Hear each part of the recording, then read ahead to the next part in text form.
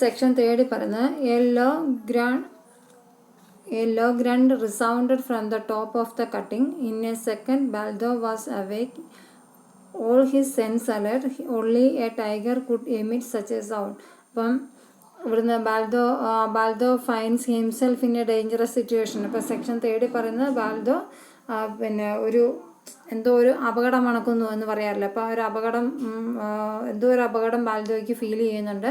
അപ്പം അതെങ്ങനെയാണ് പുള്ളി കൈകാര്യം ചെയ്യുന്നതെന്നാണ് ഇവിടെ പറയുന്നത്. അപ്പം എന്തൊക്കെയോ ഇങ്ങനെ കല്ലിലൊക്കെ എന്തോ ജീവികളൊക്കെ ചവിട്ടുമ്പോൾ പിന്നെ ഇലകളിലും കല്ലിലൊക്കെ ചവിട്ടുമ്പോൾ രാത്രി എന്ന് പറയുമ്പോൾ വളരെ സൈലൻ്റ് ആയിട്ടുള്ള സമയമാണല്ലോ. അപ്പോൾ ആ ഒരു സമയത്ത് ഈ പിന്നെ എന്തെങ്കിലും സാധനങ്ങളൊക്കെ ഈ ചപ്പിയവറുകളുടെ മേലിൽ കൂടിയൊക്കെ നടക്കുമ്പോൾ കല്ലുകളും ഇതൊക്കെ അനങ്ങുന്നൊരു സൗണ്ട് ബാൽദോ ശ്രവിച്ചു. അപ്പോൾ in a second Baldo was awake. അപ്പോൾ ആ സൗണ്ട് കേട്ടപ്പോഴത്തേക്കും ബാൽദോയ്ക്ക് മനസ്സിലായി എന്തോ ഒന്ന് സംഭവിക്കാൻ പോവുകയാണെന്ന്. പിന്നെ ടൈഗർ പുറപ്പെടുവിക്കുന്ന പോലത്തെ ഒരു സൗണ്ട് ബാൽദോ കേൾക്കുന്നുണ്ട്. There was no shelter for Baldo, but he grasped his axe firmly and tensed his body, trying to make out the direction from which the animal was approaching.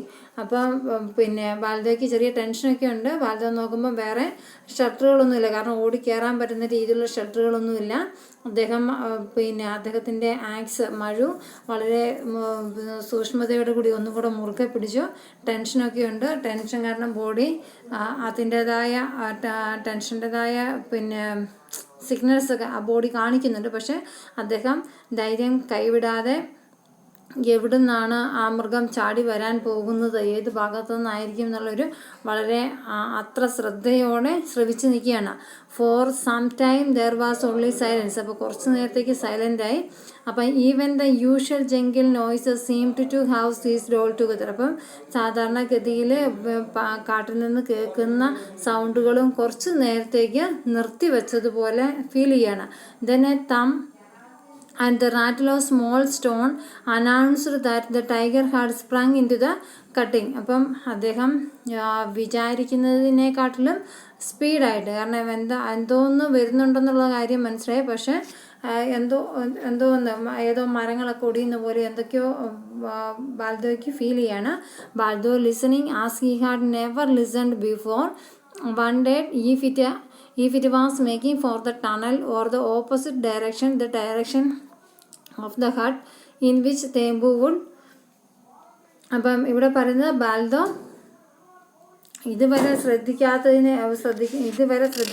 രീതിയിൽ അത്രയും വളരെയേറെ ശ്രദ്ധയോട് കൂടിയിട്ടാണ് ബാൽദോ listen ചെയ്യുന്നത്. അപ്പം ഈ പറയുന്ന tiger അത് എവിടെ നിന്നാണ് വരുന്നതെന്ന് പറയാൻ പറ്റത്തില്ല. ഓപ്പോസിറ്റ് ടു ദ ടണലാണോ അതോ ഇദ്ദേഹത്തിൻ്റെ നേരെയാണോ വരുന്നത്, അപ്പോൾ എവിടെ നിന്നാണ് വരുന്നത്, ഇനി അതോ കുടിലിൻ്റെ നേരെയാണോ? കാരണം ബാൽദോയ്ക്കറിയാം ബാൽദോയുടെ മകൻ മാത്രമാണ് അവിടെ തനിച്ച് കിടക്കുന്നതെന്നറിയാം. അപ്പം കുടിലിൻ്റെ നേരേക്കാണോ എവിടേക്കാണെന്നതിൽ എന്തോ ഒന്ന് പിന്നെ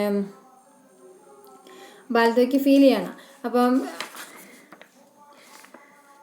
in which Thembu would be lying unprotected. അപ്പം തേമ്പു അവിടെ ഉറക്കത്തിലാണ്. അപ്പോൾ മകനെ സംബന്ധിച്ച് മകനും സുരക്ഷിതനല്ല എന്നുള്ള കാര്യം പിന്നെ ബാൽദോയ്ക്ക് മനസ്സിലായി. He did not have a wonder for long.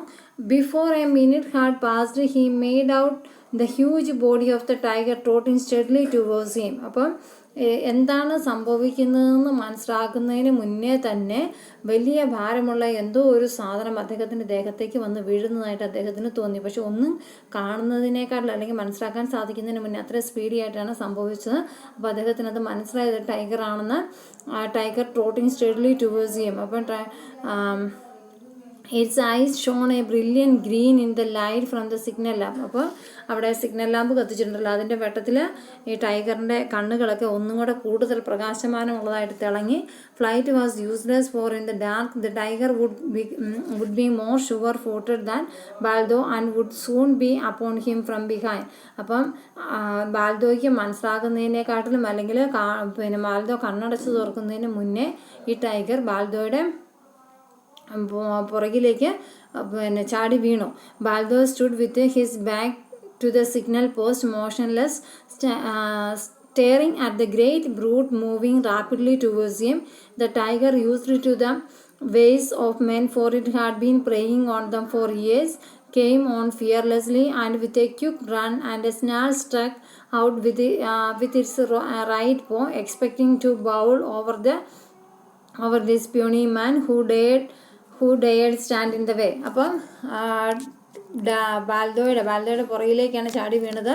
ബാൽദോയ്ക്ക് മനസ്സിലായി. പക്ഷേ ടൈഗർ ഒരുപാട് വർഷത്തെ എക്സ്പീരിയൻസ് ഉണ്ട്. കാരണം പലരെയും ഇതുപോലെ ക്യാച്ച് ചെയ്ത് എക്സ്പീരിയൻസ് ഉള്ള ടൈഗറാണ്. അതുകൊണ്ട് വളരെ എക്സ്പീരിയൻസോട് കൂടിയിട്ട് തന്നെയാണ് ടൈഗർ ബാൽദോയുടെ പുറത്തേക്ക് ചാടി വീഴുന്നതും മുറുകെ ഇരയെ പിടിക്കുന്നത് എങ്ങനെയാണെന്നുള്ള കാര്യം പിന്നെ ടൈഗറിന് നന്നായിട്ടറിയാം. ഒരു മനുഷ്യ ഇറച്ചി തിന്നിട്ടുണ്ട്, അല്ലെങ്കിൽ മനുഷ്യന്മാരുടെ എങ്ങനെയൊക്കെയാണ് ക്യാച്ച് ചെയ്യേണ്ടതെന്നുള്ള കാര്യം പിന്നെ ടൈഗറിന് നന്നായിട്ടറിയാം. അപ്പോൾ അദ്ദേഹം ഈ ടൈഗർ അദ്ദേഹത്തിൻ്റെ മേലേക്ക് വീണ് വരിഞ്ഞ് മുറുക്കാനുള്ള ശ്രമം നടത്തുന്നത്. ഈ ടൈഗറിൻ്റെ വിടർന്ന നഖങ്ങൾ കൊണ്ട് മാന്താനുള്ള ശ്രമമൊക്കെ നടത്തുകയാണ്. പക്ഷേ ബാൽദോ വളരെ ദയനീയവാനായിട്ട് നിന്ന് കൊടുക്കുകയാണ്. അപ്പം Baldo however was ready with a marvellously agile leap he avoided the paw and brought his axe down on the animal shoulder. അപ്പം ബാൽദോ പിന്നെ ഈ ടൈഗറിൻ്റെ നഖം കൊണ്ടുള്ള മാന്തലൊക്കെ ഒരു പരിധി വരെ തടഞ്ഞു നിർത്താൻ ശ്രമിക്കുന്നുണ്ട്. അതിൻ്റെ ഇടയ്ക്ക് പിന്നെ ബാൽദോയുടെ കയ്യിലുണ്ടായിരുന്ന ആക്സ് മഴു പിന്നെ ആനിമൽ ഷോൾഡറിലുണ്ടല്ലോ, അപ്പോൾ ആനിമലിൻ്റെ ഷോൾഡറിലേക്ക് ആഞ്ഞു തറച്ചു. The tiger gave a roar and attempted to close in. അപ്പം ടൈഗറിൻ്റെ ദേഹത്ത് ആക്സ് നന്നായിട്ട് കൊണ്ട് മുറിഞ്ഞു. ടൈഗർ വേദന കൊണ്ട് അലറാൻ തുടങ്ങി. എങ്കിലും again Baldo drew his axe which caught the tiger on the shoulder, almost severing the leg. To make matter worse, the axe remained stuck in the bone and Baldo was left without a weapon. അപ്പം ബാൽദോ ഈ പറഞ്ഞ ടൈഗറിൻ്റെ മേലേക്ക് ax പിന്നെ മഴു വലിച്ച് കൊത്തിയിട്ടുണ്ടെങ്കിലും രണ്ടാമത്തത് വലിച്ച് ഊരാൻ ശ്രമിച്ചപ്പോൾ ബാൽദോയ്ക്ക് കിട്ടിയില്ല. കാരണം ഈ ആക്സ് ചെന്ന് തറച്ചത് ടൈഗറിൻ്റെ എല്ലയിലാണ്. അപ്പോൾ എല്ലയിൽ തറച്ച് കയറിയത് കൊണ്ട് ബാൽദോയെ സംബന്ധിച്ച് ആ ആക്സ് വലിച്ചൂരാൻ പറ്റുന്നില്ലായിരുന്നു. പിന്നെ അപ്പോഴത്തേക്കും ടൈഗറിൻ്റെ പിടി മുറുകി. കാരണം വേദന കൊണ്ടാകുമ്പോൾ പിടിയൊന്നും കൂടെ മുറുകില്ല. അപ്പോൾ ബാൽദോ വീണുപോയി വിത്തൗട്ട് വെപ്പൺ. കാരണം വെപ്പൺ ടൈഗറിൻ്റെ മേത്ത് തറഞ്ഞിരിക്കുകയാണല്ലോ, അപ്പം വെപ്പണൊന്നുമില്ലാതെ ബാൽദോ വീണുപോയി. The tiger roaring with pain now sprang upon the Baldo bringing him down and then tearing at his broken body. It was all over in a sharp few minutes. Baldo was conscious only for a searing pain down his back, and then there was blackness and the night closed on him forever. അപ്പോൾ എന്താ സംഭവിച്ചത്? Tiger അലറിക്കൊണ്ട് പെയിനുണ്ട്, ടൈഗറിനും പെയിനുണ്ട്, tiger അലറിക്കൊണ്ട് ബാൽദോയുടെ മേത്തേക്ക് വീണു. And then tearing at his broken body, മുറിഞ്ഞ അദ്ദേഹത്തിൻ്റെ ശരീരം പിന്നെയും മാന്തി കീറാനുള്ള ശ്രമമാണ്. It was all over in a sharp few minutes. ഇതൊക്കെ പെട്ടെന്ന് എല്ലാം ഇത് സംഭവിക്കുന്നതെല്ലാം പെട്ടെന്നാണ്. Baldo was conscious only for a searing pain down his back. അപ്പം അദ്ദേഹം വീണപ്പോൾ ചെറിയ ഒരു ബോധമുണ്ടായിരുന്നു. പിന്നീട് അദ്ദേഹം എന്നേക്കുമായിട്ട് അന്ധകാരത്തിലേക്ക് വീണുപോയി. ദാറ്റ് മീൻസ് ബാൽദോ മരിച്ചു എന്നാണ് പറയുന്നത്. സെക്ഷൻ 4 പറയുന്നത് Baldo the breadwinner of the family was dead. അപ്പം ബാൽദോ കുടുംബത്തിൻ്റെ അത്താണിയായിരുന്ന ബാൽദോ അങ്ങനെ മരിച്ചു. ഇനി എന്തൊക്കെയാണ് ചെയ്യാൻ പോകുന്നത് നോക്കാം. The tiger drew off and sat down licking his wounded leg, roaring every now and then with agony. അപ്പം പിന്നെ ടൈഗറിന് നല്ലൊരു മുറിവേറ്റിട്ടുണ്ടല്ലോ. അപ്പോൾ ടൈഗർ നിലത്ത് ഇരുന്ന് ആ മുറിവേറ്റ കാല് ഇടയ്ക്കിടയ്ക്ക് നക്കിക്കൊണ്ടിരിക്കുന്നുണ്ട്. അതിൻ്റെ കൂടുതൽ വേദന കൊണ്ട് പൊളഞ്ഞ് ഇടയ്ക്കിടയ്ക്ക് കരയുന്നുണ്ട്. He did not notice the faint rumble that shook the earth, followed by the distant puffing of an engine steadily climbing. The overland mail was approaching through the trees beyond the cutting. As the train advanced, the glow of the furnace could be seen, and showers of sparkles fell like Diwali lights over the forest. അപ്പോൾ ഇവിടെ എന്താ സംഭവിച്ചത്?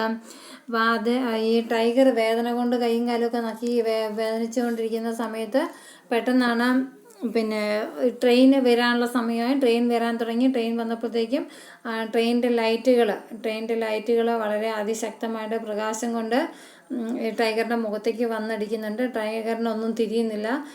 പിന്നെ കാട്ടിലെ നല്ല അന്ധകാരത്തിലേക്ക് ലൈറ്റുകൾ വരുമ്പോൾ ദീപാവലിക്ക് ലൈറ്റുകളൊക്കെ കൊളുത്തിയിട്ടിരിക്കുന്ന ഒരു ഫീലിങ്സാണ്. അപ്പം കണ്ണിലേക്ക് കത്തി കയറുന്ന വെട്ടം കൊണ്ട് ടൈഗറിനൊന്നും തിരിയുന്നില്ല, എന്തൊക്കെയാണ് സംഭവിക്കുന്നത് എന്നുള്ള കാര്യം മനസ്സിലാകുന്നില്ല.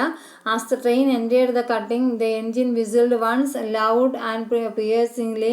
The tiger raised his head, then slowly got to his feet. He found himself trapped like the man. അപ്പം ട്രെയിന് ഇങ്ങോട്ടേക്ക് പാഞ്ഞെടുത്തുകൊണ്ടിരിക്കുകയാണ്. അപ്പോൾ അതിൻ്റെ ഇടയ്ക്ക് ട്രെയിന് ചൂളമടിക്കുന്നുമുണ്ട്. ആ സൗണ്ടെല്ലാം കൂടെ കേട്ടിട്ട് ടൈഗർ വേഗം ചാടി എണീറ്റു. എന്നിട്ട് അതിൻ്റെ വൂണ്ടഡ് ഫീറ്റിൽ അത് നിൽക്കാൻ ശ്രമിക്കുകയാണ്. അപ്പം ഏകദേശം ഏതെങ്കിലും അപകടത്തിൽപ്പെട്ട മനുഷ്യരെ പോലെയായി, കാരണം എങ്ങോട്ടേക്കാണ് എന്താണെന്ന് മനസ്സിലാക്കാൻ പറ്റാത്തൊരവസ്ഥ.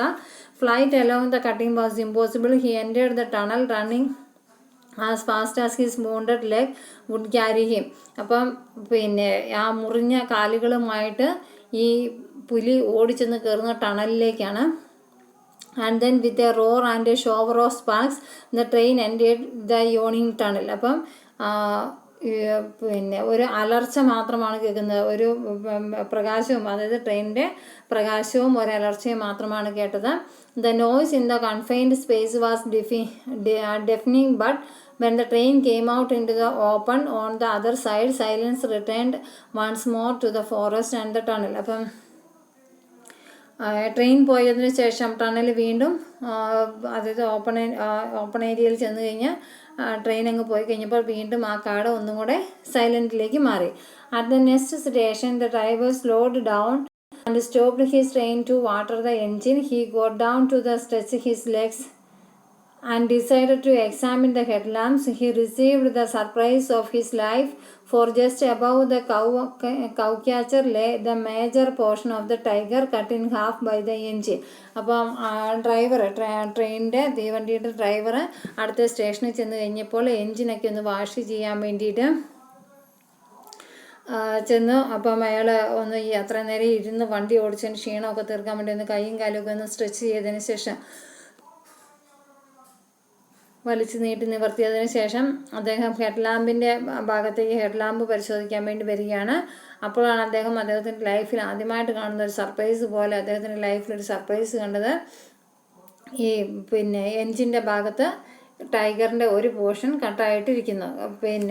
There was considerable